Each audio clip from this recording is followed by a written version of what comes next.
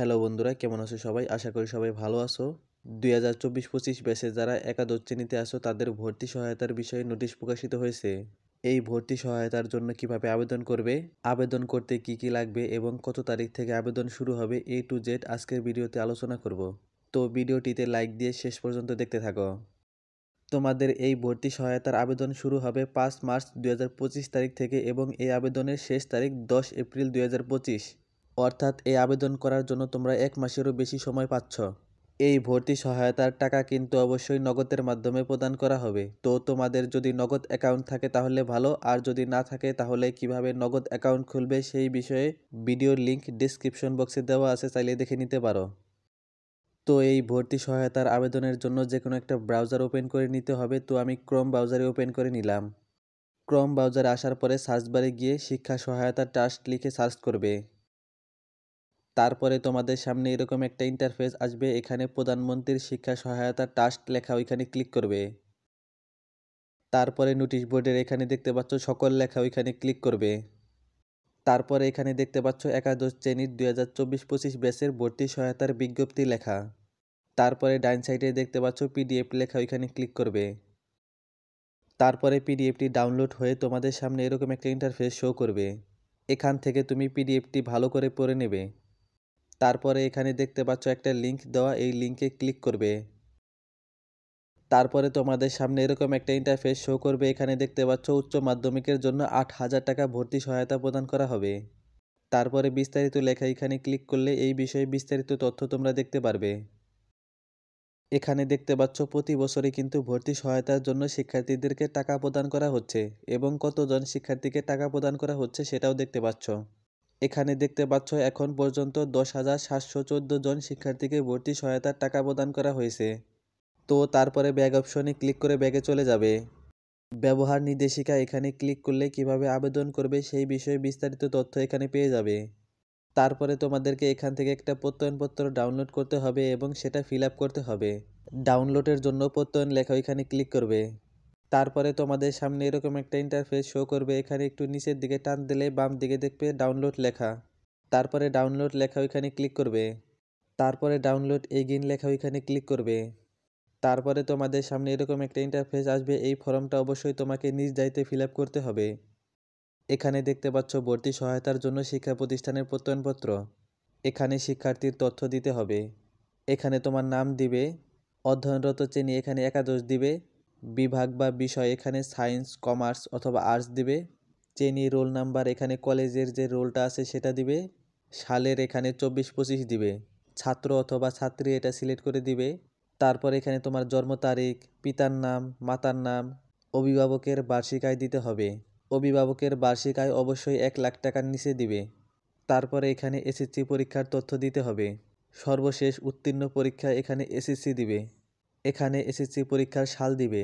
এখানে এসএসসি পরীক্ষাতে কত জিপিএ পেয়েছো সেটা দিবে। তারপরে এখানে শিক্ষা প্রতিষ্ঠানের তথ্য দিতে হবে। এখানে তোমার যেটা জানা আছে সেটা দিবে, আর যেটা জানা নেই সেটা ফাঁকা রাখবে।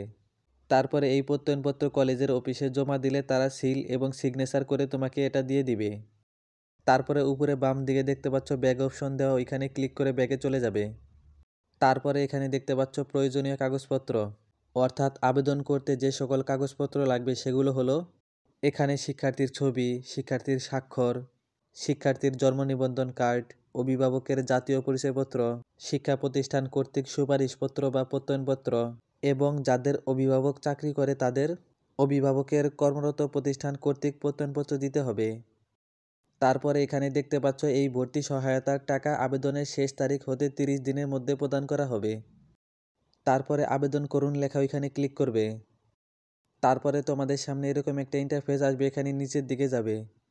তারপরে এখানে দেখতে পাচ্ছ নিবন্ধন করুন লেখা, ওইখানে ক্লিক করবে। তারপরে এখানে তোমার নাম, অভিভাবকের নাম, তোমার জন্ম নিবন্ধন নম্বর, জন্ম তারিখ এবং জেন্ডার সিলেক্ট করতে হবে। তারপরে এখানে তোমার স্থায়ী ঠিকানা দিতে হবে। এখানে বিভাগ, জেলা, উপজেলা, সিটি কর্পোরেশন হলে সিটি কর্পোরেশন, পৌরসভা হলে পৌরসভা, তারপরে ইউনিয়ন অথবা ওয়ার্ড দিতে হবে। তারপরে এখানে ইমেইল, মোবাইল নাম্বার, পাসওয়ার্ড এবং পুনরায় পাসওয়ার্ড দিতে হবে। তারপরে এখানে ক্লিক করে টিক মার্ক আনতে হবে। তারপরে নিচের দিকে দেখতে পাচ্ছ নিবন্ধন করুন লেখা, এখানে ক্লিক করলে এটা নিবন্ধন হয়ে যাবে। তারপরে লগইনের এখানে ইমেইল অথবা জন্ম নিবন্ধন নম্বর এবং পাসওয়ার্ড দিয়ে লগইন করবে। তারপরে তোমাদের সামনে এরকম একটা ইন্টারফেস আসবে, এখানে আবেদন করুন লেখা, এখানে ক্লিক করবে। তারপরে এখানে তোমার ছবি, স্বাক্ষর, জন্ম নিবন্ধন নম্বর এবং অভিভাবকের জাতীয় পরিচয়পত্র আপলোড করতে হবে। তারপরে প্রত্যেকটার নিচে চুজ ফাইল লেখা, ওইখানে ক্লিক করে প্রত্যেকটা ফাইল আপলোড করবে। তারপরে সমস্ত ডকুমেন্টস আপলোড করা হলে সংরক্ষণ লেখা, ওইখানে ক্লিক করবে। তারপরে তোমাদের সামনে এরকম একটা ফর্ম আসবে, এই ফর্মটা অবশ্যই তোমাকে নিজ দায়িত্বে ফিল আপ করতে হবে। সাধারণ তথ্য, এখানে তোমার যাবতীয় তথ্য দিতে হবে। তারপরে এখানে অভিভাবকের তথ্য দিতে হবে। তারপরে এখানে তোমার কলেজের তথ্য দিতে হবে। তারপরে এখানে নগদ অ্যাকাউন্টের তথ্য দিতে হবে। সব কিছু ঠিকঠাক মতো দেওয়া হলে তারপরে নিচের দিকে দেখতে পাচ্ছ সংরক্ষণ লেখা, ওইখানে ক্লিক করবে। তারপরে এতক্ষণ তুমি যা যা ফিল আপ করছো সব কিছু এখানে শো করবে। তারপরে এটা ভালো করে চেক করে নিবে। তারপরে নিচের দিকে দেখতে পাচ্ছ প্রথম ধাপের চূড়ান্ত দাখিল লেখা, ওইখানে ক্লিক করবে। তারপরে তোমাদের সামনে এরকম একটা ইন্টারফেস শো করবে, এখানে প্রত্যয়নপত্র আপলোড করতে হবে। তারপরে চুজ ফাইল লেখা, ওইখানে ক্লিক করে প্রত্যয়নপত্র আপলোড করবে। তারপরে ডান দিকে দেখতে পাচ্ছ সংরক্ষণ লেখা, ওইখানে ক্লিক করবে। তারপরে তোমাদের সামনে এরকম একটা ইন্টারফেস শো করবে। তারপরে ডাউনলোড করুন লেখা, ওইখানে ক্লিক করে পিডিএফটি ডাউনলোড করে নিবে। তারপরে এখানে দেখতে পাচ্ছ আবেদন নম্বর, এটা অবশ্যই কোনো এক জায়গায় নোট করে রাখবে। তো এভাবেই তোমরা খুব সহজে ভর্তি সহায়তার জন্য আবেদন করে নিতে পারবে। তো আবেদন করতে যদি তোমাদের কোনো সমস্যা হয় তাহলে তা কমেন্টে অবশ্যই জানাবে।